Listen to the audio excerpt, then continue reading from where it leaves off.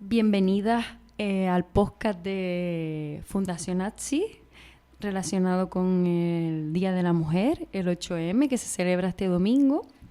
Mi compañera Abra y yo, mi nombre es Zaida, hemos decidido realizar este podcast para sensibilizar, reflexionar y traer un tema muy importante como es la igualdad entre hombres y mujeres, pero no solo eso, sino también hablar de la figura de la mujer en la actualidad. No solo tampoco en el contexto de Canarias, sino también a nivel nacional. Vamos a tratar unos temas que dirá mi compañera. Sí, nuestros temas han sido elegidos un poco en los principales ámbitos que nos afectan, ¿no? El ámbito educativo, queremos hablar de la deepfake o de los abusos basados en imágenes con la IA o la inteligencia artificial. Queremos hablar también más enfocado en el ámbito laboral de la brecha salarial y la conciliación laboral, y queremos hablar también en lo que respecta a las relaciones, pues de la violencia que se produce en la pareja, bien sea en la adolescencia o ya un poco más en la edad adulta. Y para esta reflexión compartida a la que les invitamos, contamos hoy con dos compañeras.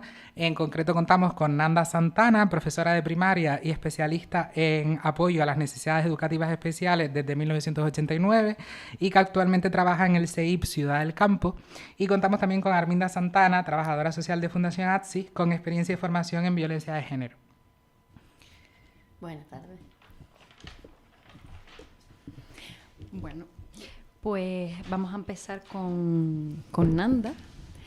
Y bueno, te queríamos preguntar que si crees que las familias y los centros educativos están preparados para afrontar este tipo de casos que, ahora se están hablando de la deepfake, que es el tema de la inteligencia artificial, pero bueno, el abuso, ¿no? O lo que conocemos de manera general como abuso en los coles, ¿no? Si están preparados para ese tipo de situaciones y si hay protocolos que nos sirvan para afrontarlas. Hola, primero agradecerle que me hayan invitado. Con respecto, Zaida, a la pregunta que me estás haciendo, pues la Consejería de Educación del Gobierno de Canarias tiene un plan de igualdad que es prescriptivo en todos los centros. ¿Qué quiere decir eso? Que es obligatorio. Es decir, ya la educación en igualdad es obligatoria desde educación infantil de 3 años hasta sexto de primaria. Entonces, este plan de igualdad tiene a su vez un coordinador o una coordinadora que realiza actividades en todo el centro y para todo el alumnado. ¿Qué tipo de actividades realiza de sensibilización? Por ejemplo, talleres de juguetes no sexistas. Como sabemos, pues antes, yo porque tengo mi edad, ¿no? Pero antes no podía jugar al fútbol. Era un deporte que era específicamente pues para hombres, para el género masculino, ¿no? Mi hermano no podía jugar con muñecas, ¿no? Entonces eso, hoy en día hay una gran sensibilización en el alumnado. Después también la igualdad en las profesiones. Por ejemplo, el pasado 11 de febrero, que se celebró el Día Internacional de las Mujeres Científicas, pues trajimos al centro a una mujer científica de la Universidad de Las Palmas de Gran Canaria, y entonces ella explicó la desigualdad que existe también en la investigación científica en cuanto a la diferencia entre hombres y mujeres a la hora de la investigación. Es decir, que hay más personas masculinas que femeninas. Después, por ejemplo, el día 25N, que es el Día Internacional contra la Violencia de Género, se realizó un lazo humano, como sabemos. Cada uno de los días internacionales suele tener un símbolo de un color. Entonces, el color lila o el color morado representa la igualdad. Entonces, el alumnado, pues vinieron todos con unas camisetas lilas y se realizó un lazo humano y se cantó una canción también. Vale. Después, en cuanto a la concienciación, En las familias pues también estamos haciendo un gran trabajo, pero a pesar de ello siguen habiendo unas pequeñas diferencias en cuanto, por ejemplo, a las tareas domésticas, ¿no? Todavía pues queda que los niños no hacen la cama, los niños no hacen la habitación, bueno, pero generalmente es una minoría ya, es una gran minoría. Después estamos también intentando educar al alumnado en cuanto a las imágenes de la inteligencia artificial. ¿Por qué? Porque ellos desconocen la posible mala influencia que le puede generar. Entonces, para ello, ¿qué ha hecho la directora del centro? Ha solicitado a la Policía Nacional, ¿vale? La realización de unas charlas talleres para el alumnado de quinto y sexto de primaria en edades comprendidas más o menos entre 10 y 12 años, de un taller que se llama Ciberexperto. Entonces, en ese taller pues se explica el peligro de las redes sociales, de las personas que mienten, cuando dicen una edad y tienen otra, cuando se comentan ciertas cosas que no son ciertas, para que ellos sepan discernir entre unos y otros. Y lo más importante es que por lo menos ya desde pequeño ya hay una sensibilización de que el ser humano es igual y a la vez diferente, es decir, las mujeres y los hombres físicamente somos diferentes, pero a nivel legal tenemos los mismos derechos y deberes. Y Nanda, por ejemplo, hablabas de que tú atiendes a población de educación primaria. ¿Has visto conductas así un poco controladoras entre ellos? Por ejemplo, a través de las redes sociales, de no dar me gusta a otra persona por cuestión de celos o que se quieran pedir las contraseñas y demás. Vale, mira, a pesar de que el alumnado conoce perfectamente, es decir, todo el tema de la igualdad, ¿vale? En todos los ámbitos de la vida, se ve cada vez más, sobre todo a partir de los 10 años, que es cuando empiezan a utilizar las redes, un pequeño retroceso en actuaciones tales como, por ejemplo, el uso de la mujer como objeto puramente sexual, el control de la pareja, yo soy el que manda, no puedes seguir a ciertos amigos, no publiques ciertas fotos con un cierto tipo de ropa en redes sociales. Entonces, por lo menos es una minoría, pero no sabemos el por qué hay esta tendencia de control. Entonces, nosotros hemos hecho una reflexión a nivel de centro y nos preguntamos, ¿pero por qué pasa esto? Es decir, si nosotros ya estamos haciendo una sensibilización desde unas edades tan tempranas, ¿vale? ¿Por qué hay una pequeña como vuelta atrás, ¿vale? En esos aspectos concretos? Y entonces nosotros hemos llegado a la conclusión que es por el mal uso tanto de las redes sociales y de la gran influencia que tienen los videojuegos, que utilizan mucho a las mujeres con poca ropa en esos videojuegos. El alumnado juega a pesar de que sabe que no puede jugar por la edad, y entonces creemos que igual esa puede ser una de las razones por las que hay este pequeño control en cuanto a las mujeres. Eso es interesante lo que nombras también de los videojuegos, ¿no? Que se utilizan personajes muy sexualizados a pesar de saber que a veces van destinados a personas de esas edades, ¿no? De 10, 12 años, y ya desde ahí pues estamos a lo mejor también fomentando ciertos estereotipos o ciertos sesgos, ¿no? Que sobre el género. ¿Piensas, bueno, o has vivido o conocido situaciones de desigualdad en el trabajo por ser mujer? Yo concretamente no, pero ¿por qué? Porque los maestros, el 98% aproximadamente somos mujeres. Y entonces, claro, al haber gran cantidad de mujeres, no es un trabajo, ¿vale?, donde exista mucho género masculino. Pero después no deja de ser curioso que la mayoría de los directores son varones, a pesar de ser minoría en nuestra profesión. No deja de ser curioso. Eso está como un poco también relacionado con... Claro, porque el ser director de un centro requiere de mucho más tiempo, ¿no? Quizás. Tendrá un poco que ver también con la conciliación, con el cómo se ha construido el liderazgo, ¿no? A lo largo de de toda la historia, ¿no? Un poco esa Sí, visión. claro, yo creo que hemos avanzado muchísimo. Es decir, el lugar de la mujer en todas las profesiones, pues ha avanzado muchísimo, pero todavía queda, ¿vale? A mí lo único que me preocupa es el peligro de las redes, el peligro de las redes. Y que cada vez, pues, los móviles se usan a edades más tempranas. Es decir, nosotros ya tenemos alumnado de primero de primaria, quiere decir 6 años, que ya tiene uso de móvil y de WhatsApp. Vale.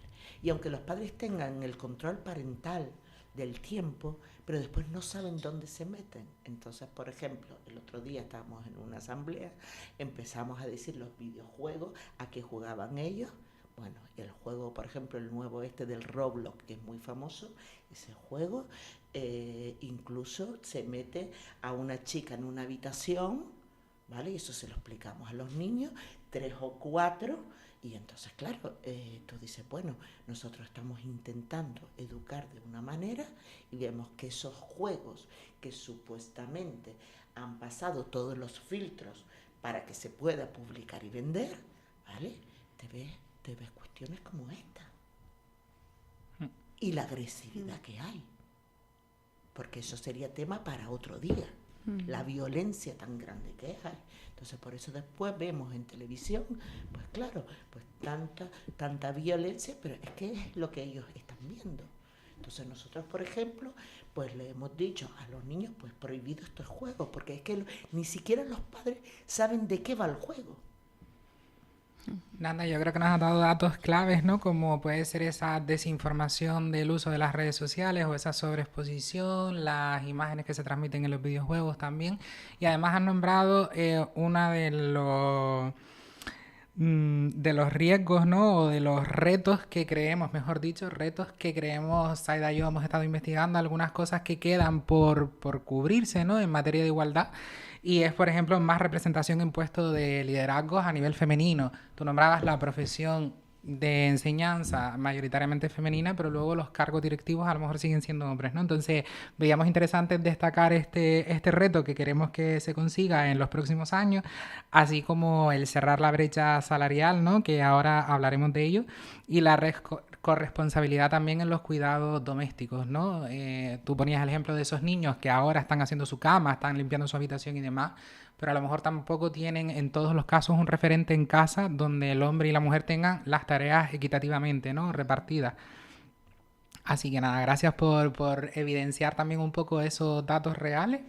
Y pasamos a Arminda ahora. A ustedes por invitarme. Bueno, muchas gracias también por la invitación. Nosotras contigo queríamos introducir un poco si consideras que compartir estas imágenes manipuladas, ¿no? De las que hablábamos, se podría considerar una nueva forma de violencia digital hacia las mujeres, y en caso de que sí, si crees que deberían tener consecuencias legales más duras, ¿no? De hecho, hemos visto que en enero el Consejo de Ministros aprobó un anteproyecto de ley para incluir lo que son las deepfakes como un delito contra el honor. Entonces, si podrías decirnos algo desde tu experiencia en este sentido. Hombre, yo creo que sí que forma parte de estas violencias digitales y que al final reproducen y amplifican las violencias estructurales que históricamente han sufrido las mujeres, la cosificación de la que hemos hablado, ¿no? Y hablaba Nanda antes, la sexualización no consentida, el uso y el control del cuerpo de las mujeres, la forma de utilización de la exposición pública como forma de humillación o de castigo muchas veces, ¿no?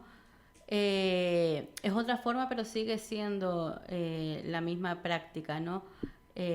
Patriarcal, práctica de cultura patriarcal, ¿no? Donde siempre se ejerce violencia al final sobre las mujeres.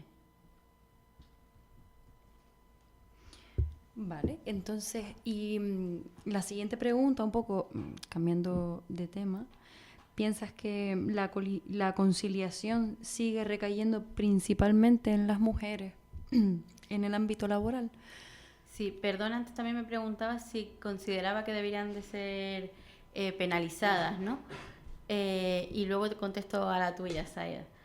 En relación a la penalización, Sí, yo creo que tiene que haber un marco legal y es importante, y ahí nombrabas tú antes ese decreto y esa valoración que se está haciendo y me parece importante, pero también creo que la respuesta siempre tiene que ser integral y centrada en la reparación del daño, ¿no? Entonces, para mí,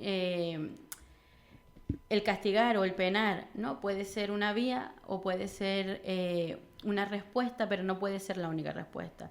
Yo creo que la respuesta también es la educación, ¿vale? Una educación digital con perspectiva de género, me parece fundamental. Y estamos aprendiendo a manejar las redes, pero no estamos haciendo... De hecho, una de las valoraciones fundamentales que se hace de la IA es esa falta precisamente de perspectiva de género, ¿no? Entonces a mí me parece importante y además cada vez estamos viendo como la mayoría de la población, no podemos decir solo la población infantil, usa más la inteligencia artificial, pero hay un sesgo muy importante que es el género y que no está controlado ni medido, ¿no? Y me parece súper importante y que tiene que ver con esta reproducción también de estas nuevas formas de violencia. Me parece también importante el tema de los protocolos ágiles, ¿no? Que cuando hay una denuncia sobre un vídeo o un contenido, como que no es tan ágil la cuestión, ¿no? Y que al final, para cuando se denuncia, para cuando se activa el protocolo, ya el vídeo circuló por todo el país, ¿no? Uh-huh. También el acompañamiento psicosocial a las víctimas, ¿no? Me parece también que es importante, porque al final afecta en lo emocional, afecta en la salud mental, afecta en la seguridad y afecta también en la participación de las mujeres en los espacios públicos, ¿no? Y especialmente también hablando de lo digital. Y también la formación de los agentes jurídicos y también de policiales, ¿no? De las fuerzas y cuerpos de seguridad del Estado, no solo en competencias digitales, sino también en violencia de género. También me parece importante, no solo el ampliar, ¿no? O el castigar más duramente una norma. Me parece que tiene que ser una respuesta integral. Y a lo que tú me preguntabas, Zaida. Sí, queríamos un poco cambiar el tema porque también hablábamos de esos puestos, ¿no? que decía Nanda que ocupaban los hombres, ¿no? Como era la dirección de los colegios, institutos e incluso también en las universidades, ¿no? Lo que queríamos hablar un poco, ¿no? Y decir es que si tú consideras que las mujeres concilian más que los hombres en la actualidad y si ves que hay algo que ha cambiado, que hemos mejorado en ese aspecto a nivel laboral. Hombre, yo creo que van de la mano, ¿no? A nivel laboral y doméstico. Yo creo que en la actualidad, ¿no? Hablamos muchas veces, en el caso de las mujeres, esa doble jornada, que es el trabajo dentro de casa y fuera, ¿no? Creo que ambos tienen que ver también con lo laboral. Al final, si yo dedico, si todo mi tiempo es mío, pues tengo mucho más tiempo, ¿no? Pero si mi tiempo es compartido, pues al final no tendré tanto tiempo. Entonces, sí es cierto que los hombres se están incorporando pues al reparto de las tareas domésticas, pero sigue recayendo en las mujeres pues la previsión, la planificación, lo que hablamos de la carga emocional y mental que lleva cubrir las necesidades domésticas, las necesidades familiares y las necesidades sociales, ¿no? Al final, sí, el padre lleva al niño al colegio, pero ¿quién prepara la ropa del niño? ¿Quién se acuerda que había que prepararle, que hoy le toca el día de la fruta? ¿Quién es la que está pendiente de que esta semana es el cumpleaños del amigo o del compi del colegio y hay que comprar el regalo? ¿Quién es la que está pendiente? Quiero decir, al final seguimos siendo las mujeres quien llevamos la carga de previsión, planificación, gestión de la casa. Y eso muchas veces no se tiene en cuenta. Y yo creo que en este otro aspecto, ¿no? De la conciliación, yo creo que es importante poner en valor los cuidados. Creo que no, en nuestra sociedad todavía nos falta poner en valor los cuidados. los menospreciamos y sentimos que son como de segunda muchas veces, cuando son súper básicos, y hasta que no pongamos en valor esos cuidados, creo que nos faltará llegar a la igualdad. No conseguiremos llegar a la igualdad si no somos capaces de poner en valor los cuidados, me parece. Sí, no, y bueno, ciertamente, como tú decías, uno de los últimos informes del Día de la Igualdad Salarial en España, del 2026, lo corrobora y dice que uno de los datos de tantos que comenta es que del total de personas que utilizaron medidas de conciliación, las mujeres son las que más medidas han utilizado, a lo que se incluye la renuncia a un mayor sueldo, como son en los casos de la excedencia o del cambio de jornada parcial. Un 65% de mujeres cambiaron a un horario más flexible frente al 35% de los hombres. Y del total de personas que pasó a trabajar a tiempo completo para trabajar a tiempo parcial, 82,98 fueron mujeres, y frente al 1,77 de hombres. O sea, es que es una cifra... La diferencia es brutal. Es brutal. Sí.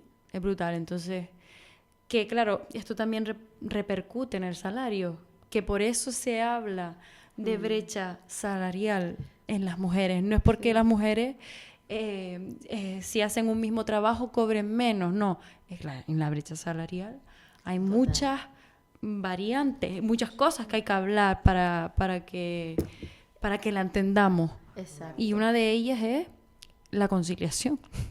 Y porque la conciliación al final no es una cuestión individual o familiar. La conciliación, o para que se dé la conciliación, tiene que haber un compromiso social y laboral. Tiene que haber un compromiso de las empresas y de las políticas sociales. Si no, no puede haber avance al final.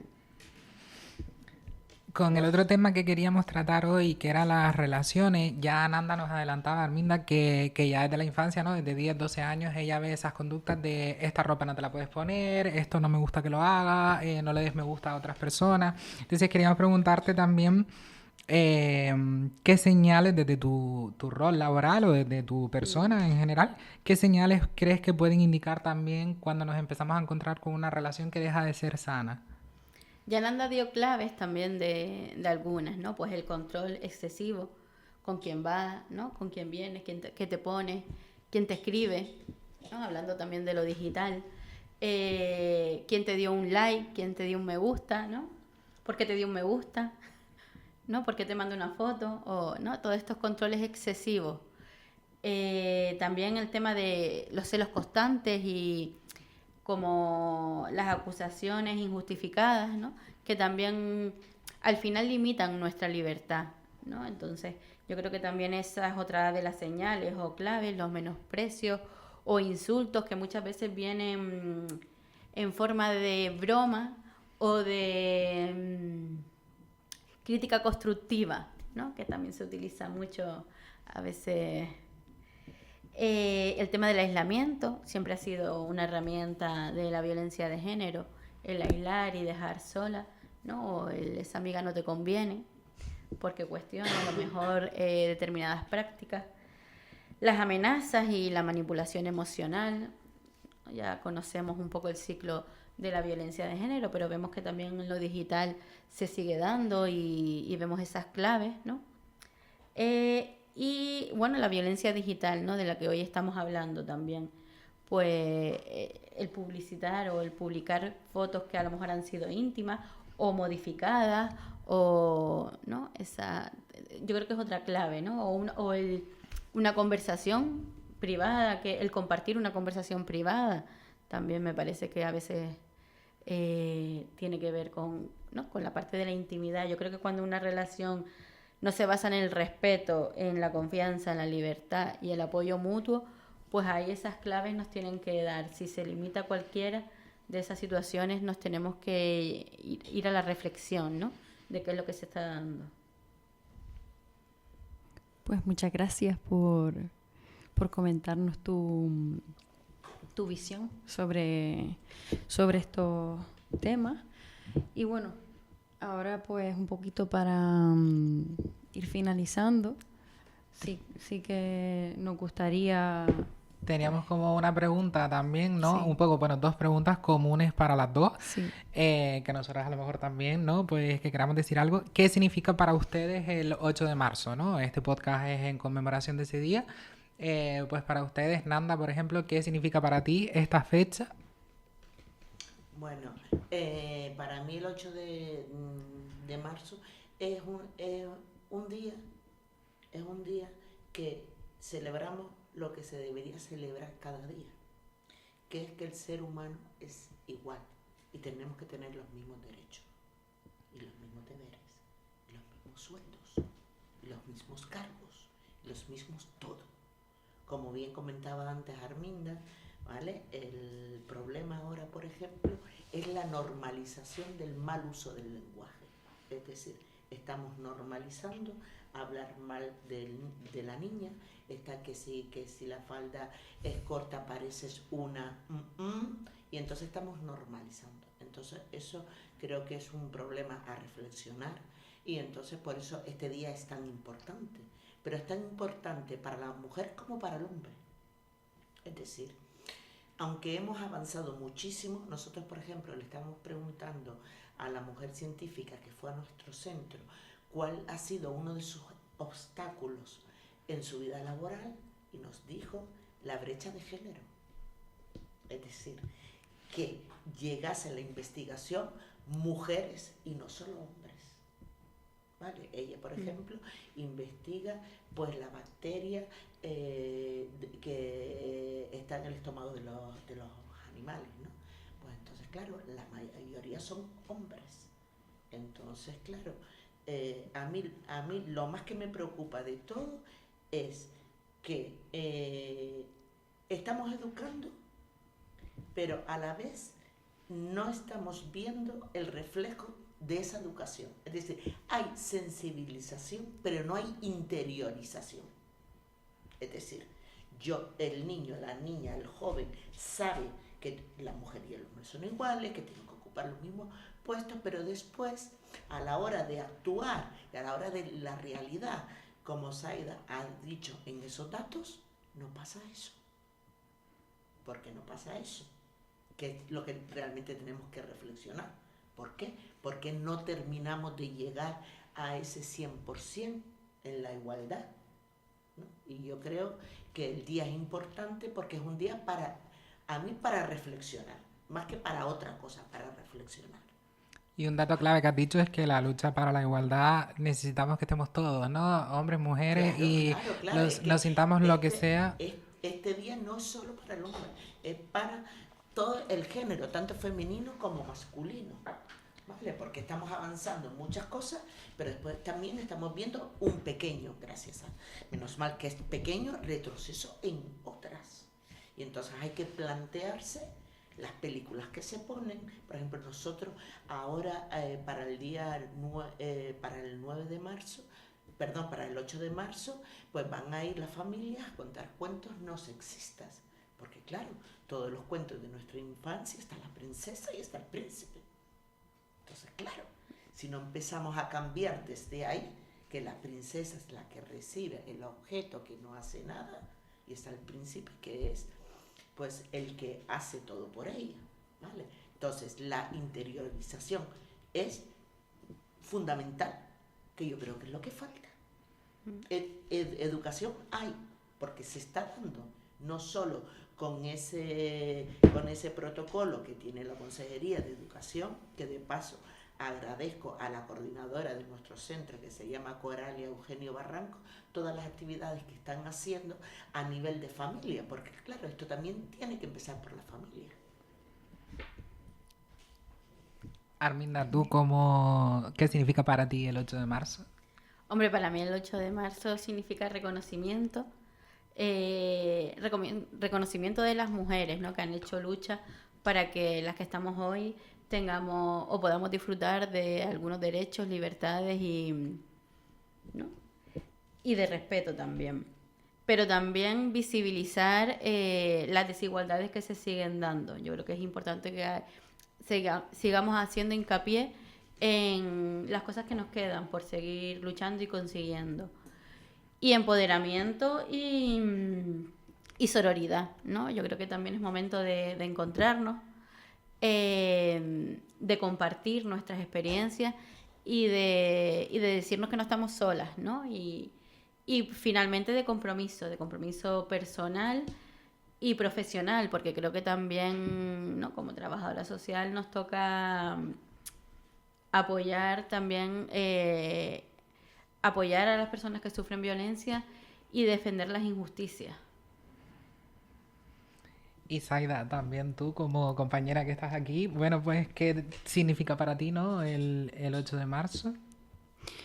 Bueno, para mí el 8 de marzo es un día, ¿no? Un día de celebración que nos vuelve no a recordar, sino es un símbolo al final, al que te acoges y que está ahí, sobre todo para